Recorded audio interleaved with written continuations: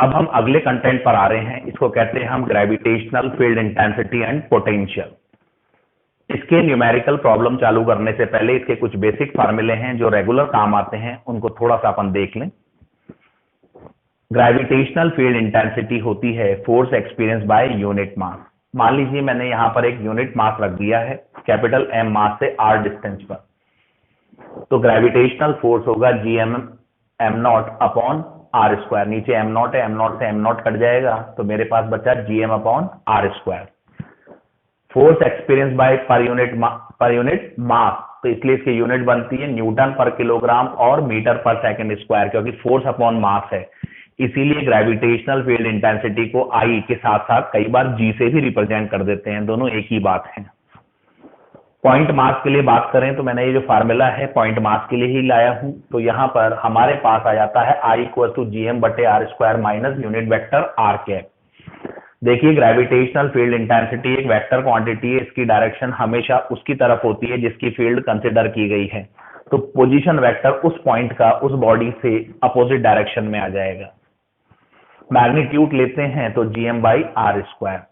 Solid sphere की यदि मैं बात करूं तो सॉलिड स्फीयर को यदि हम बाहर से देखेंगे तो हमें यूं महसूस होगा कि सॉलिड स्फीयर एक पॉइंट मास है और उसका सारा मास सेंटर पर कंसंट्रेटेड है, तो आउटसाइड पॉइंट के लिए वही पॉइंट मास वाला फार्मूला ही काम आएगा, ये वेक्टर नोटेशन, ये मैग्नीट्यूड नोटेशन। सरफेस पे बस सिर्फ आर की जगह कैपिटल आर यानी रेडियस ऑफ द स्फीयर आ जाएगा, ये मैग्नीट्यूड है। इनसाइड की यदि हम बात करें तो अंदर जाएंगे तो मैग्नीट्यूड हासिल होगा जीएम बटे आर क्यूब। जीएम बटे आर क्यूब कांस्टेंट है जबकि वेरिएबल है स्मॉल आर। तो आप देख सकते हो सेंटर से सरफेस की तरफ यदि हम आएंगे तो हमारे पास gravitational field intensity linearly increase होगी और उसके बाद सरफेस पर मैक्सिमम होगी, सरफेस से बाहर जाएंगे तो अगेन डिक्रीज होगी। तो इसकी आई का इंटेंसिटी या एक्सेलरेशन ड्यू टू ग्रेविटी का magnitude versus distance graph plot करें तो सेंटर से सरफेस तक स्ट्रेट लाइन आएगा और सरफेस के बाहर ये वापस डिक्रीज होने लगेगा। सरफेस पर मैक्सिमम है जीएम बटे आर स्क्वायर। अगर इसी ग्राफ को वेक्टर नोटेशन में बनाए तो रिवर्ट हो जाएगा। और एग्जाम के अंदर दोनों ही ग्राफ पूछे जाते हैं, यदि ऑप्शन में दोनों ही ग्राफ प्रेजेंट हो तो रिवर्ट यानी नेगेटिव रेंज वाला ग्राफ आपका मोर करेक्ट होना चाहिए, क्योंकि वो एक कहता है कि फील्ड इंटेंसिटी वेक्टर है। अगर यही चीज हम हॉलो स्फीयर के लिए बात करें तो बाहर से देखोगे तो hollow sphere point mass consider किया जाएगा, तो पॉइंट मास का फार्मूला आ गया। सरफेस पर से भी देखोगे पॉइंट मास कंसिडर किया जाएगा तो पॉइंट मास का यहाँ के वही पॉइंट मास का फार्मूला आ गया। लेकिन अंदर की यदि हम बात करें, सपोज हम हॉलो स्फीयर के अंदर हैं तो हॉलो स्फीयर को अगर हम पॉइंट मास से मिलकर बना हुआ माने तो हर पॉइंट मास इस पर्टिकुलर यूनिट मास पर अपना इंडिविजुअल फोर्स लगाएगा और इन सब का रिजल्टेंट जीरो हो जाएगा। इसलिए हॉलो स्फीयर के अंदर फील्ड इंटेंसिटी जीरो होती है एट एवरी पॉइंट। अब अगर इसका ग्राफ प्लॉट करें तो देखिए सेंटर से लेके सरफेस तक इंटेंसिटी जीरो है, सरफेस के बाहर ये घटना चालू हो गया है। ये हमारा मैग्नीट्यूड है आई और जी का वर्सेस आर ग्राफ। अगर यही वेक्टर में लेते हैं तो रिवर्स हो जाता है। पोटेंशियल, पोटेंशियल का मतलब होता है work done to bring a unit mass from infinite to given position in the field. तो किसी भी यूनिट मास को इनफाइनाइट से फील्ड के किसी पॉइंट पर लावें, वर्क करें without any change in velocity, तो इस कंडीशन के अंदर जो वर्क डन होता है उसको पोटेंशियल बोलते हैं। इसकी यूनिट आती है जूल पर किलोग्राम। पॉइंट मास की फील्ड अगर कंसिडर की है तो उसके लिए फार्मूला होगा माइनस जीएम बाई आर। अब अगर सॉलिड स्फीयर है तो बाहर से देखेंगे सॉलिड स्फीयर को तो पॉइंट मास ही लगेगा, तो पॉइंट मास का ही फार्मूला लगेगा minus GM by R. Surface की बात करें तो भी पॉइंट मास का, बस फर्क है कि आर की जगह रेडियस ऑफ स्फीयर आ जाएगा।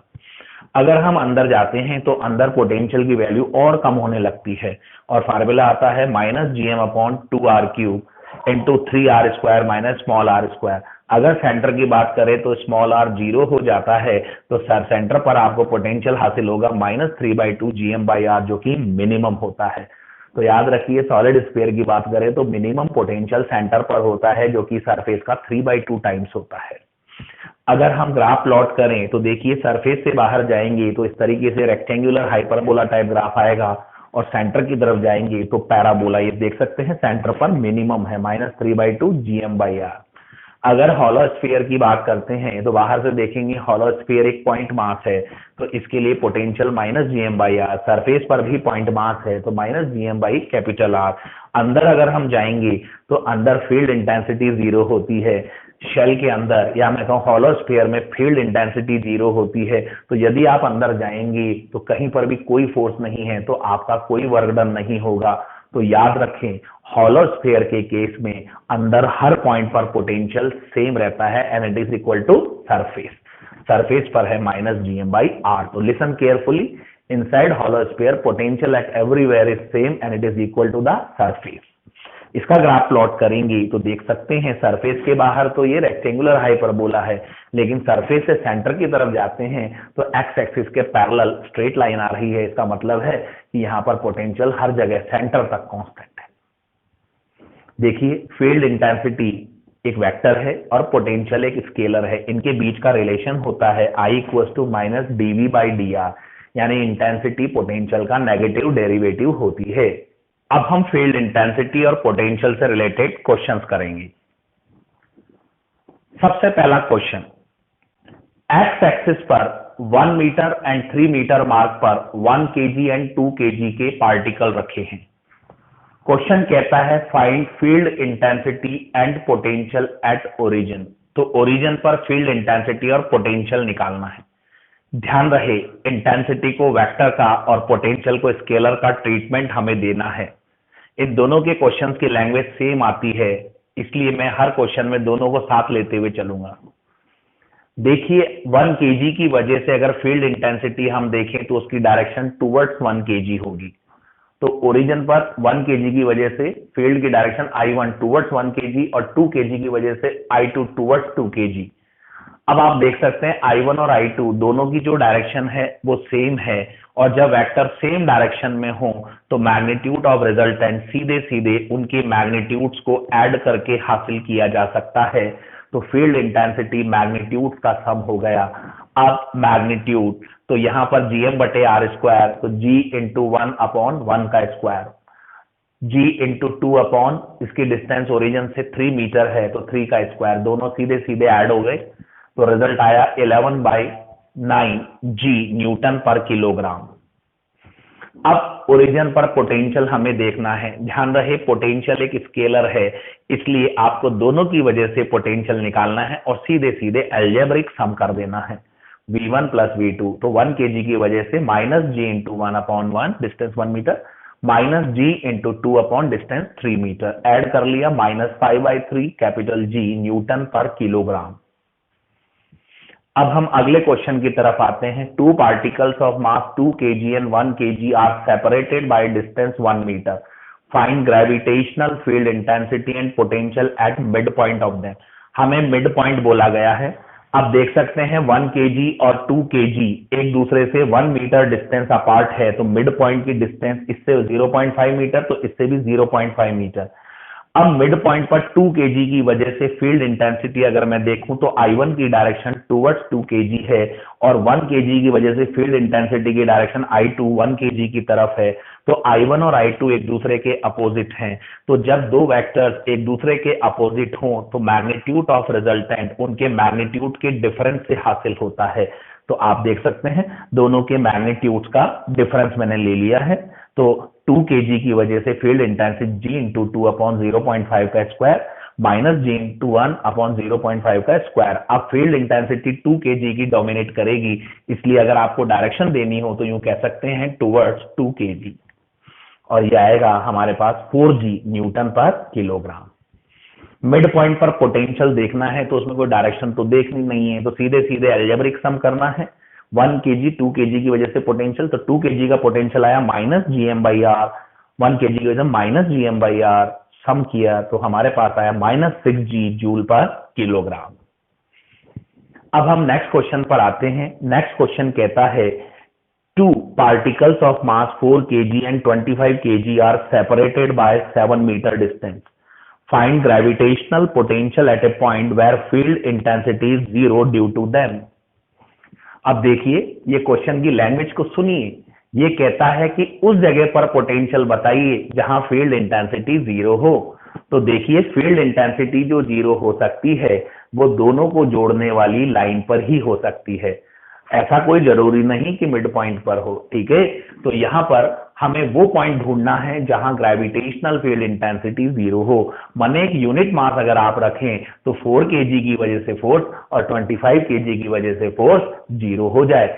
तो कहने का मतलब है ये न्यूट्रल पॉइंट है, और मैं पहले भी बता चुका हूं अगर आप न्यूट्रल पॉइंट की डिस्टेंस लाना चाहते हैं किसी मास पार्टिकल से तो उसका एक शॉर्ट फार्मूला होता है कि जिस मास से आप न्यूट्रल पॉइंट की डिस्टेंस देख रहे हैं उसके मास का स्क्वायर रूट बटे दोनों पार्टिकल्स के मासेस के स्क्वायर रूट का सम इनटू सेपरेशन। तो √4 अपॉन √4 प्लस √25 इंटू 7 तो आता है 2 मीटर। तो 4 केजी से न्यूट्रल पॉइंट की डिस्टेंस है 2 मीटर, तो 25 केजी से हो जाएगी 5 मीटर। अब सिंपल पोटेंशियल हमें देखना है, ऐड हो जाएगा तो -g इंटू 4/2 -g इंटू 25/5, तो आंसर आता है -7g जूल पर किलोग्राम। अगर हो सकता है कैपिटल जी की फॉर्म में ना हो आंसर तो आप जी की वैल्यू 6.67 इंटू 10⁻⁻11 रख के सॉल्व कर लें। अब देखिए कुछ स्ट्रक्चर टाइप के क्वेश्चंस हैं। आपके सामने एक इक्विलैटरल ट्राइंगल है ऑफ साइड ए, इसके वर्टिसेस पर m मास के पार्टिकल्स रखे हैं। क्वेश्चन कहता है find field intensity and potential at centroid. अब देखिए आप, अगर मान लो मैं इस मास पार्टिकल की वजह से सेंट्रियोइड पर फील्ड इंटेंसिटी देखूं तो वो आई मेरे पास आई और उसकी डायरेक्शन होगी टुवर्ड्स द वर्टेक्स। सिमिलरली ये मास पार्टिकल भी m है और सेंट्रियोइड से इसकी डिस्टेंस भी इसी के बराबर है, तो इसकी वजह से भी फील्ड आएगी आई और इसकी वजह से भी फील्ड आएगी आई। अब 3 वेक्टर हैं ऑफ इक्वल मैग्नीट्यूड और उनमें एंगल है 120 डिग्री। तो अपन चाहें तो अपन जानते भी हैं कि अगर इक्वल वेक्टर्स हो, इक्वल मैग्नीट्यूड के वेक्टर्स हो और उनके बीच में एंगल 3 वेक्टर्स हैं कोप्लेनर और उनके बीच में एंगल 120 डिग्री आ रहा है तो रिजल्टेंट 0 हो जाता है। या वैसे भी समझें आई और आई में एंगल 120 डिग्री है तो इनका जो रिजल्टेंट का मैग्नीट्यूड आएगा वो आई आएगा जो कि तीसरे वेक्टर के अपोजिट हो जाएगा, तो इनका रिजल्टेंट 0 हो जाएगा। तो फील्ड इंटेंसिटी है सेंट्रियोइड 0। पोटेंशियल की बात करते हैं तो पोटेंशियल हमें लेना है, तो तीनों की वजह से पोटेंशियल हम देखेंगे। तो इस मास पार्टिकल की वजह से पोटेंशियल आया -gm बटे वर्टेक्स से सेंट्रियोइड की डिस्टेंस a/√3।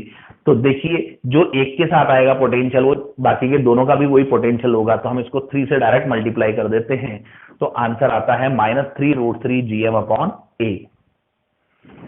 अगला क्वेश्चन है कि एक स्क्वायर है साइड ए का, उसके 3 कॉर्नर्स पर mm मास के पार्टिकल रखे हैं और एक कॉर्नर ओ पर हमें पूछी गई है फील्ड इंटेंसिटी एंड पोटेंशियल। तो देखिए फील्ड इंटेंसिटी की अगर हम बात करें तो देखो ये मास पार्टिकल अगर ओ पर फील्ड रखता है आई, या हम कहीं यूनिट मास पर फोर्स लगाता है आई, तो देखिए इस मास की डिस्टेंस भी ओ से ए ही है, दोनों मास सेम है। तो अगर ये आई से पुल कर रहा है इस यूनिट मास को तो ये भी आई फोर्स से ही पुल करेगा यूनिट मास, यानी इसकी वजह से फील्ड भी आई है, इसकी वजह से भी आई है। अब फील्ड एक वेक्टर क्वांटिटी है, इक्वल मैग्नीट्यूड है और एंगल 90 डिग्री है, तो मैग्नीट्यूड ऑफ रिजल्टेंट √2 टाइम्स, तो ये √2 टाइम्स हो गया जो कि एंगल बाइसेक्टर पर होगा। सिमिलरली अब इस तीसरे मास पार्टिकल की वजह से यहां जो फील्ड इंटेंसिटी आएगी वो I/2 आएगी। अब नेट फील्ड ऊपर आ गई है I/2 प्लस √2i, तो नेट फील्ड होगी I/2 plus √2i। Values place करते हैं, I कॉमन निकाला 2√2 + 1/2, I की value gm/a² 2√2 + 1/2।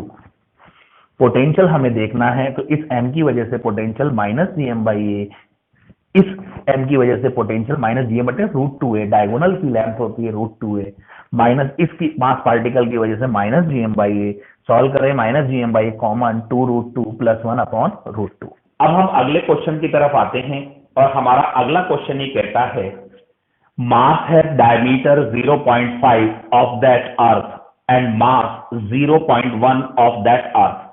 The surface gravitational field strength on Mars as compared to that on Earth is a factor of। Question कहता है मास का diameter अर्थ का 0.5 times है और मास 0.1 टाइम्स। वो कहता है कि मार्स की सरफेस पर फील्ड इंटेंसिटी कंपेयर करो अर्थ की सरफेस की इंटेंसिटी से। हम जानते हैं हमारे जो प्लैनेट हैं वो एक सॉलिड स्फीयर की तरह हैं और सॉलिड स्फीयर की सरफेस पर फील्ड इंटेंसिटी होती है जीएम अपॉन आर स्क्वायर, जहां capital R radius of sphere है। हम रेशियो बनाते हैं, कॉन्स्टेंट्स को हटा देते हैं, I1 बटे I2 इक्वल टू M1 बटे M2 R2 अपॉन R1 का होल स्क्वायर। जितने भी वन नोटेशन है वो मैं अर्थ के लिए ले रहा हूं। तो अगर अर्थ का मास m है तो मास का 0.1 टाइम्स है। अगर अर्थ की रेडियस r है तो मास की 0.5 r है। m से m कट गया, r से r हट गया। बाकी इसको हम सॉल्व करते हैं तो I2 equal to 0.4 times of I1। I1 earth की सरफेस की इंटेंसिटी है, तो हम कह सकते हैं मास की इंटेंसिटी अर्थ की सरफेस की ग्रेविटेशनल इंटेंसिटी की 0.4 टाइम्स है। चलिए अब हम अगले क्वेश्चन की तरफ आते हैं। अगला क्वेश्चन कहता है a point mass capital M is at centre of a hollow sphere of mass capital M and radius a, find potential at a distance a/2 from the centre. आप देख सकते हैं एक कैपिटल M मास और a radius का एक hollow sphere है। इसके सेंटर पर एक पॉइंट मास कैपिटल M रखा हुआ है। हमसे कह रहे हैं कि सेंटर से a/2 डिस्टेंस पर पोटेंशियल बताइए। हम पोटेंशियल निकाल लेंगे इस पॉइंट पर आप देखें पहले इस सिस्टम में कितने ऑब्जेक्ट हैं। तो इस सिस्टम में दो ऑब्जेक्ट हैं, एक तो ये हॉलो स्फीयर और एक ये पॉइंट मास। इसका मतलब इस पर्टिकुलर पॉइंट पर दो ऑब्जेक्ट की वजह से पोटेंशियल आएगा। तो मैंने लिख लिया है V equal to V1 plus V2। अगर मैं हॉलो स्फीयर की बात करूं, तो हम जानते हैं हॉलो स्फीयर के अंदर एवरीवेयर पोटेंशियल कांस्टेंट होता है और वो सरफेस के बराबर होता है। तो इसका मतलब हॉलो स्फीयर की वजह से इस पॉइंट पर जो पोटेंशियल आएगा वो सरफेस के पोटेंशियल के बराबर होगा माइनस GM अपॉन A। अब पॉइंट मास का पोटेंशियल हमें लेना है। हम जानते हैं पॉइंट मास की वजह से पोटेंशियल माइनस GM/R होता है। R की जगह हमें लिखना होगा A/2, तो माइनस GM बटे A/2। ये 2 ऊपर आ गया है। अब इन दोनों को ऐड करते हैं तो रिजल्ट आता है माइनस 3GM अपॉन A। तो इस पर्टिकुलर पॉइंट पर हॉलो स्फीयर और पॉइंट मास की वजह से टोटल पोटेंशियल आया माइनस 3GM अपॉन A। अब हम अगले क्वेश्चन की तरफ बढ़ते हैं। अगला क्वेश्चन ये कहता है find gravitational potential on surface of a planet. Gravitational potential on surface of a planet is -24 joule पर kilogram. Its radius is r। Find gravitational potential at A point r/2 distance from its centre. अब planet जो है वो एक solid sphere है, तो हमें इस सॉलिड स्फीयर की सरफेस पर पोटेंशियल दिया गया -24 जूल पर किलोग्राम। अब सरफेस पर पोटेंशियल हम जानते हैं माइनस GM/R होता है, जो कि हमें गिवन है -24, यानी GM/R इक्वल टू 24। अब जिस पॉइंट की बात की जा रही है जहां हमें पोटेंशियल फाइंड आउट करना है, तो सॉलिड स्फीयर के इनर पॉइंट पर जो पोटेंशियल होता है उसका फार्मूला होता है minus GM upon 2r³ 3r² minus small r²। तो स्मॉल r की जगह हमें लिखना होगा r/2, तो r/2 का स्क्वायर। इसको फर्दर हम सॉल्व करते हैं, r² कॉमन आ जाएगा, ये 3 माइनस 1/4 हो जाएगा। अब इसको फर्दर हम सॉल्व करते हैं, देखिए r² से ये r³ r हो जाएगा और बाकी 3 4 12 माइनस 1, तो 11/4। 11/4 है तो 4 से 2 मल्टीप्लाई होके 8 हो गया। तो हमें हासिल हो रहा है minus GM upon R into 11/8। अब माइनस GM/R या मैं कहूं GM/R की जो वैल्यू है वो 24 है, तो हमने यहां लिख दिया 24, 8 3 24, तो ये हो गया -33 जूल पर किलोग्राम। अब हम अगले क्वेश्चन की तरफ बढ़ते हैं। अगला क्वेश्चन ये कहता है from a solid sphere of mass capital M and radius capital R, a spherical portion of radius r/2 is removed as shown. Taking gravitational potential V equals to 0 at infinite, the potential at the center of the cavity thus forms is। आप देख सकते हैं capital M मास और capital R radius के एक solid sphere में से r/2 radius की एक कैविटी कट करके निकाल ली गई। क्वेश्चन कहता है कि इस कैविटी के सेंटर पर पोटेंशियल बताइए। तो देखिए इसका जो तरीका है, इसका जो मेथड है वो ये है कि हमें इस पॉइंट पर अगर पोटेंशियल चाहिए तो पहले कंप्लीट सॉलिड स्फीयर की वजह से इस पॉइंट पर पोटेंशियल लाएंगे और उसके बाद केवल और केवल जो ये कैविटी का मास जो हटा है, तो हम ये सोचेंगे केवल कैविटी का मास ही प्रेजेंट है, तो केवल कैविटी का जो मास है उसकी वजह से पोटेंशियल निकालेंगे। तो कैविटी का जो मास है उसकी वजह से सी पॉइंट पर पोटेंशियल निकालेंगे और एक कंप्लीट स्फीयर की वजह से इसी पर्टिकुलर पॉइंट पर पोटेंशियल निकालेंगे और कंप्लीट पोटेंशियल में से रिमूव्ड पार्ट के पोटेंशियल को सब्ट्रैक्ट कर देंगे।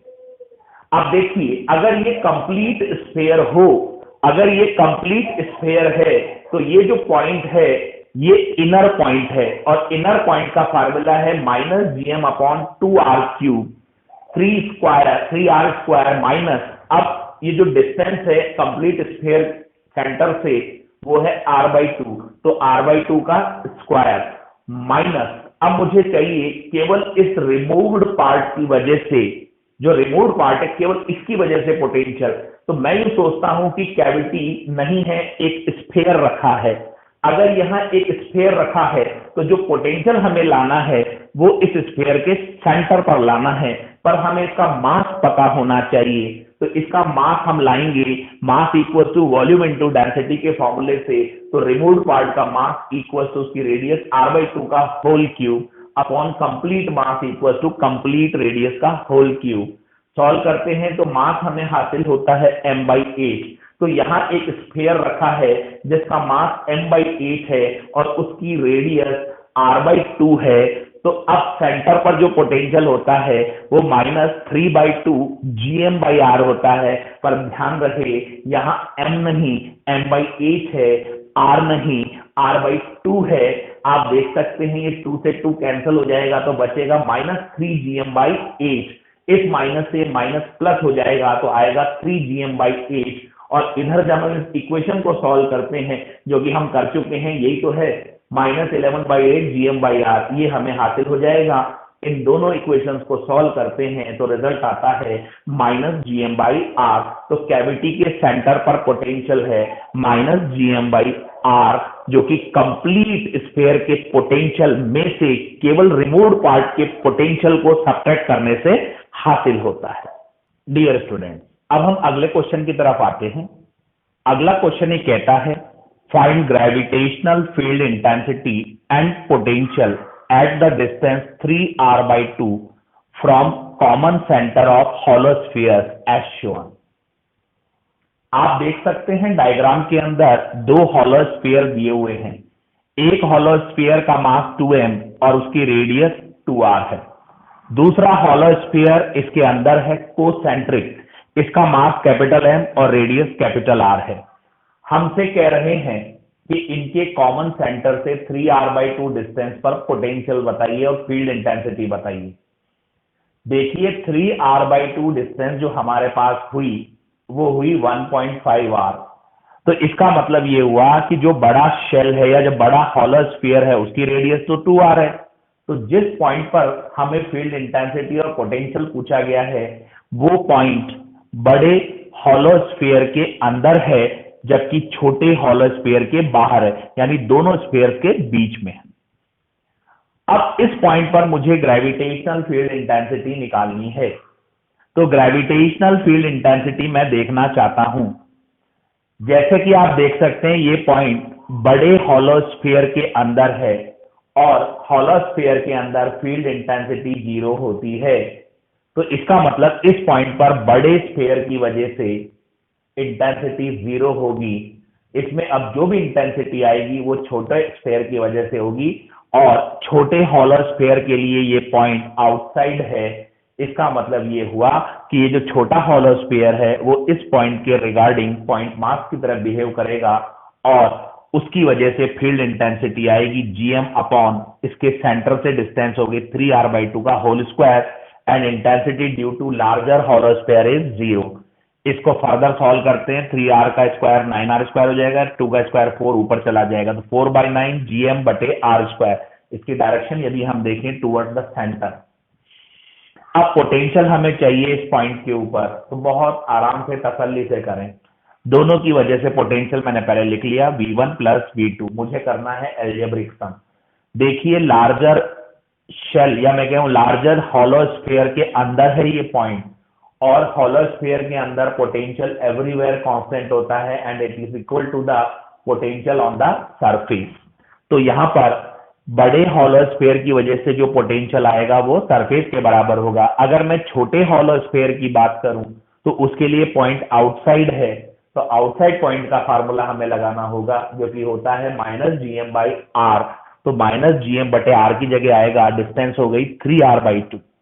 अब बड़े हॉलो स्फीयर की वजह से पोटेंशियल जो सरफेस का है वो आएगा -G इंटू 2m, इसका मास 2m upon radius 2r। Solve करते हैं, रिजल्ट आता है -5/3 GM/r।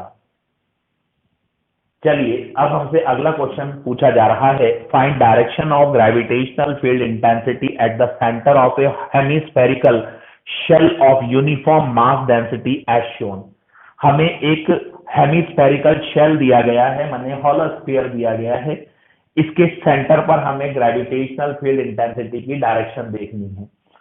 अगर मान लीजिए ये हेमिस्फेयर ना होकर कंप्लीट हॉलो स्फीयर होता, तो हम जानते हैं हॉलो स्फीयर के अंदर हर पॉइंट पर फील्ड इंटेंसिटी 0 होती है। तो अगर मैं सेंटर की बात करूं तो अपर हेमिस्फीयर की वजह से जो फील्ड इंटेंसिटी है वो फील्ड इंटेंसिटी का मैग्नीट्यूड लोअर हेमिस्फीयर की फील्ड इंटेंसिटी के मैग्नीट्यूड के बराबर और डायरेक्शन अपोजिट होगी, तभी फील्ड इंटेंसिटी 0 होगी। इसका मतलब है कि अगर ऊपर की तरफ आई इंटेंसिटी डायरेक्टेड है तो नीचे की तरफ होनी चाहिए आई, मैग्नीट्यूड इक्वल डायरेक्शन अपोजिट। अब अगर मान लो मैं अपर हेमिस्फीयर को हटा दूं तो मेरे पास लोअर हेमिस्फीयर बचता है, तो इसका मतलब इस सेंटर पर जो फील्ड इंटेंसिटी की डायरेक्शन है वो वर्टिकली डाउनवर्ड्स होगी। अगले क्वेश्चन की तरफ आते हैं। The difference of gravitational potential between 0.2 metre above surface of a planet and a point on surface is 2 joule per kilogram. Find work done to raise a body of mass 4 kilogram up to height 5 meter on the surface of the planet. Question कहता है 4 kilogram mass को 5 metre height तक ले जाने में work करिए। तो देखिए हम वर्क तो कर देंगे, पर हमें यह पता नहीं है कि उस प्लैनेट पर एक्सेलरेशन ड्यू टू ग्रेविटी कितनी है। तो वर्क तो आ जाएगा mgh, बट g की वैल्यू हमें पता नहीं है उस प्लैनेट पर। तो उसके लिए हमसे कहा गया है कि 20 मीटर हाइट के पॉइंट के बीच में पोटेंशियल डिफरेंस है 2 जूल पर किलोग्राम। हम जानते हैं I हो या G हो, ये होता है -dV/dr। तो पोटेंशियल डिफरेंस है 2 जूल पर किलोग्राम और डिस्टेंस हो गई 20 मीटर। तो हमें g' की वैल्यू हासिल हुई 1/10 मीटर पर सेकेंड स्क्वायर। अब हम ये वैल्यू यहां प्लेस कर दे, मास 4 किलोग्राम बॉडी का, जी की वैल्यू 1/10 और हाइट हो गई 5। तो सॉल्व करें तो रिजल्ट आता है 2 जूल। चलिए अब हम अगले क्वेश्चन पर बढ़ चले। Gravitational field intensity in a part of space due to certain mass distribution is I equal to -k/r where k is constant and r is distance. हमें स्पेस में किसी रीजन में फील्ड इंटेंसिटी दे रखी है -k/r, जहां k constant है और r distance है। Find potential at distance r, take reference distance r0 with potential v0।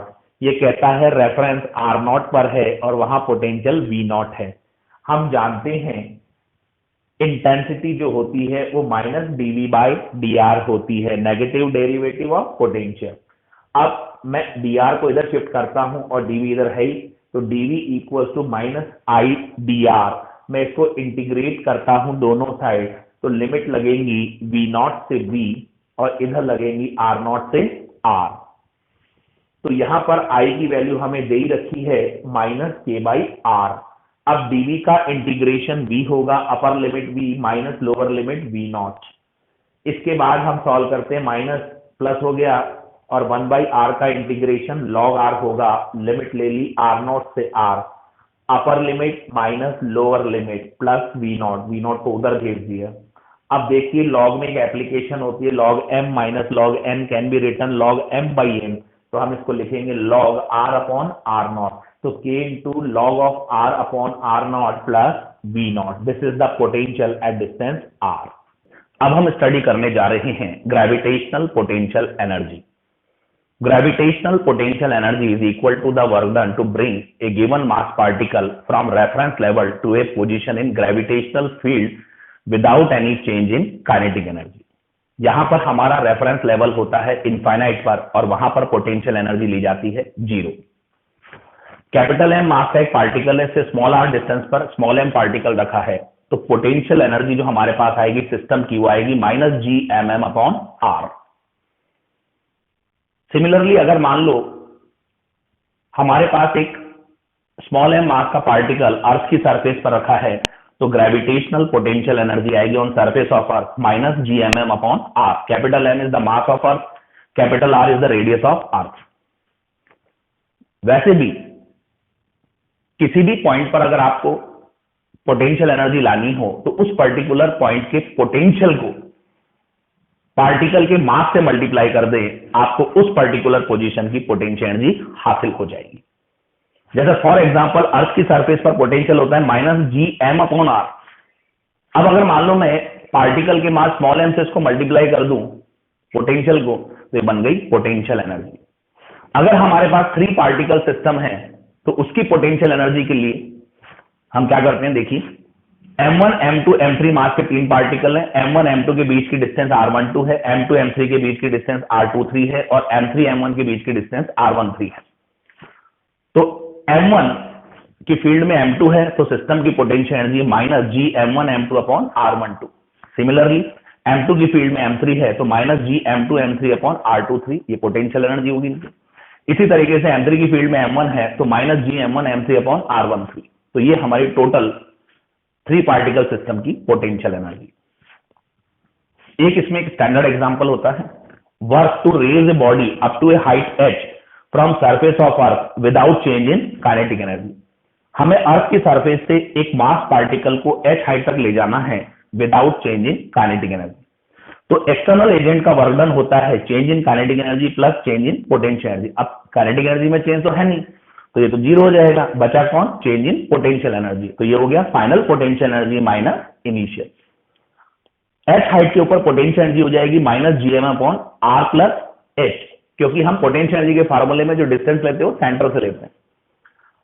Minus surface पर पोटेंशियल एनर्जी है minus G M upon capital R. Solve करते हैं, रिजल्ट आता है M G H upon 1 plus H by R. For example find work to raise a body at a height equal to radius of earth from earth surface without change in kinetic energy। अब जिस height पर ले जा रहे हैं वो height ही अर्थ की radius के बराबर है, तो हम इस फार्मूले में स्मॉल h की जगह लिख देते हैं capital R radius of earth. तो ये हो गया हमारे पास M G into R upon 1 plus R by R से आर कट गया, नीचे 2 हो गया, तो वर्क डन आया हमारे पास M G R by 2। Next concept, find speed of projection vertically up from surface of earth to attain a height equal to the radius of earth। हमें अर्थ की सरफेस से एक पार्टिकल को project करना है ताकि वो अर्थ की रेडियस के बराबर की हाइट अटेन कर ले। अब इस क्वेश्चन में और प्रीवियस क्वेश्चन में एक डिफरेंस है। प्रीवियस क्वेश्चन में without change in kinetic energy हम लेके जा रहे थे, लेकिन यहां पर हमने वर्टिकली प्रोजेक्ट किया है।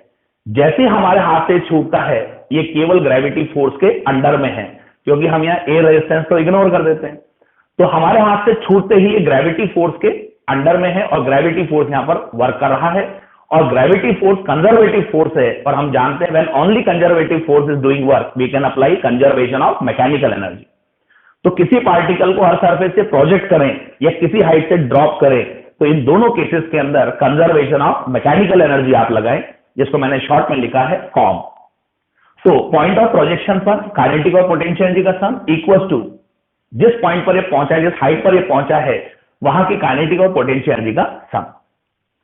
अब पॉइंट ऑफ प्रोजेक्शन पर v स्पीड से फेंका तो काइनेटिक एनर्जी हो गई half M V square minus earth surface पर potential energy minus G M M upon R equal to जिस हाइट पर ये पहुंचा वहां फाइनल स्पीड 0 है तो final kinetic energy 0।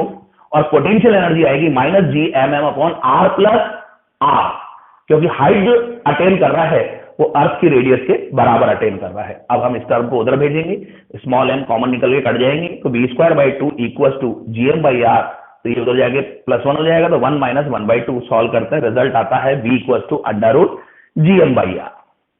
Next question, a particle of mass m drop from height equal to 4 times of radius of earth when it is at height equal to radius of earth from earth surface, find its speed।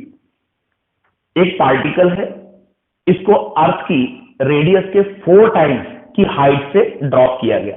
अगर मैं इसको drop कर रहा हूं तो ये motion करेगा under gravity, again वही कंजर्वेटिव फोर्स ही वर्क कर रहा है, so we can apply conservation of mechanical energy. तो हमें यहां conservation of mechanical energy apply करनी है। अब हमसे कह रहा है कि जब पार्टिकल अर्थ की सरफेस से अर्थ की रेडियस के बराबर हाइट पर रह जाए तब उसकी स्पीड बताओ। तो आप क्या करें, जहां से ड्रॉप किया है वहां पर मैकेनिकल एनर्जी, और जिस जगह स्पीड पूछी है वहां मैकेनिकल एनर्जी लिख दें, k1u1 k1 प्लस u1, और जिस पॉइंट पर पूछी है स्पीड k2 प्लस u2।